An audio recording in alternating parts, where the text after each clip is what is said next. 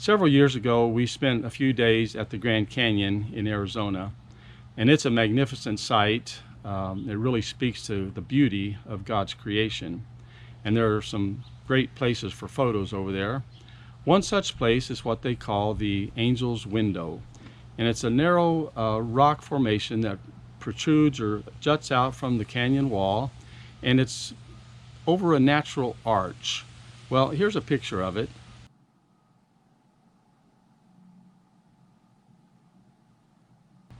And you can walk right out to the very end of it if you want to. Now, they have guardrails around the perimeter, so it's safe, but it gives you the sensation that you're floating over the canyon. And if you're afraid of heights, why, it might not be for you. And during the tourist season, you can bet there will always be people out there because they feel secure. They're standing on solid rock. And it has been there forever.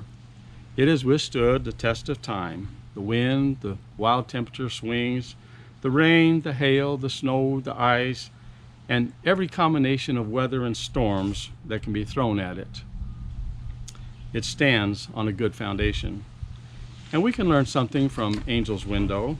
If we want to be able to withstand the storms of life, we need to be attached to a good foundation.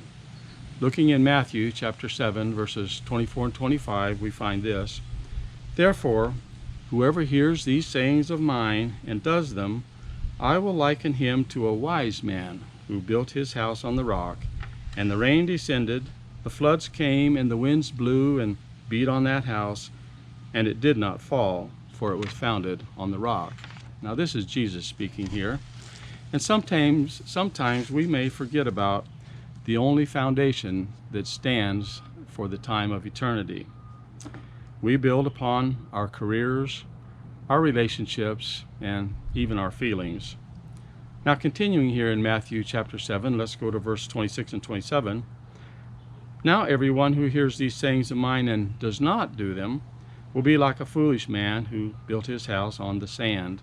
And the rain descended, and the floods came, and the winds blew and beat on that house, and it fell, and great was its fall." Life is full of struggles. Even at the best of times, there are always things that weigh on us. And then when the storms hit, we can lose our way if we're not anchored to something solid, a secure foundation.